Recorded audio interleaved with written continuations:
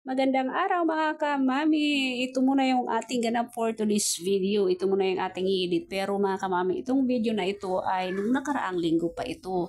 At syempre, kailangan din natin itong i-edit para ma-delete na rin ito sa ating gallery. Ganun ang ginagawa natin mga kamami. Tayong mga vlogger, tayong mga content creator. So yun na nga mga kamami, dahil isipan ko ngang lumabas at pumili ng matitimpla dahil wala na kaming stock ng gatas. At hindi naman na kami mga kamami nagkakapi, kaya gatas na lang. At paglabas ko nga mga kamami, nakita ko si Papa Choppers na yung motor namin ay sinasaraduhan na niya. Sabi ko sa kanya, wag mo nang saraduhan at samahan mo muna ako. Punta tayo 7-Eleven dahil maulan, magmotor na lang tayo para hindi ba ako maglalakad kay basa mga kamami yung daan, kalsada, ganun. So, ayun na nga, sumunod naman siya, kaya hindi na tayo naglakad. Ang hirap kayo maglakad mga kamami kapag maulan, diba? So, syempre, buti na lang mga kamami at pumayag naman ito si Papa Choppers na siya ba yung mag-video. Kaya minsan mga kamami, hindi talaga ito nag-video pag lalo na nasa public area, kaya nahiya talaga siya. So, mahirap talaga yung ating trabaho na walang taga-video, baka hindi talaga makuha yung view, hindi tayo makita sa video. Kaya ayun, buti na lang, sumunod naman siya. Kapag dito lang mga kamami sa 7-Eleven, pumapayag siya ng mga video. Pero pag sa ibang lugar na, halimbawa,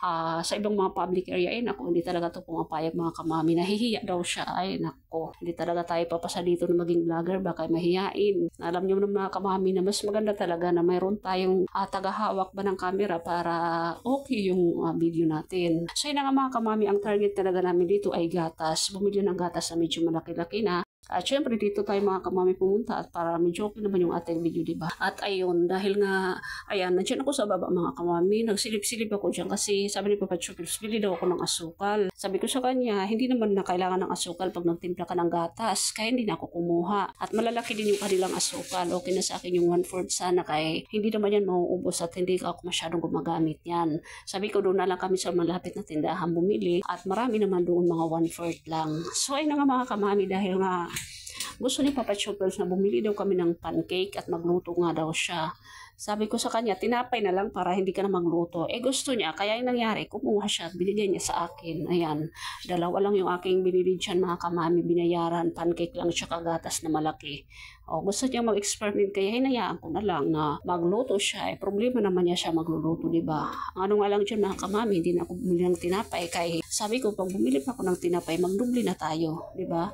Alam naman natin tayong mga nanay ay kailangan talaga wais tayo sa pagbabudget. Hindi pwedeng bili ng kung ano-ano tapos bukas wala ka ng pambili, ganon. So after nga namin dito magbayad mga kamami, nag-isip ako kung bibili pa talaga ako ng ibang makakain ba, o diba? Titipid daw pero bibili pa ng iba. Kasi nga mga kamami, meron siopaw dito at mainit. Diba bagay kasi mula ng panahon. Kaso nga lang, inisip ko magdubli na talaga ako ng gastos mga kamami. Kaya yun, ang nangyari, umuwi na lang kami after ko magbayad dyan.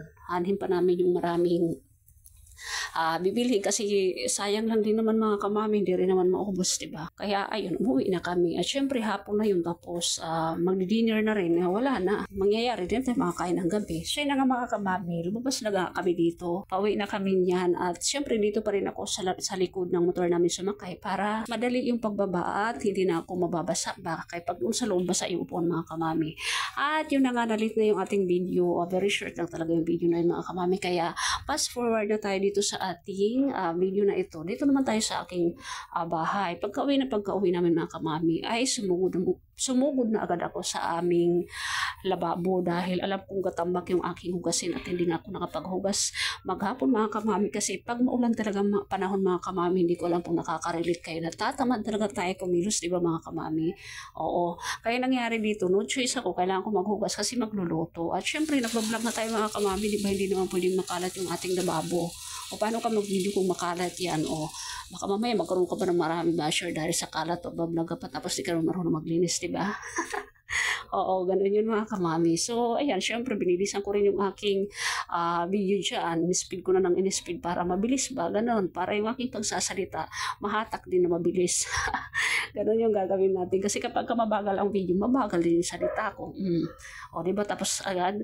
So, yun na nga mga kamami, hindi ko na nga na-video yung procedure ng pagluluto ng pag-mix. Kasi akala ko na-video ko. Pagtingin ko sa aking cellphone, wala pala akong video. Kaya ang makikita nyo mga kamami, ayan, luto na yung pancake ko, diba? At syempre, kailangan subukan natin, lagyan natin ng syrup kasi may spring syrup siya.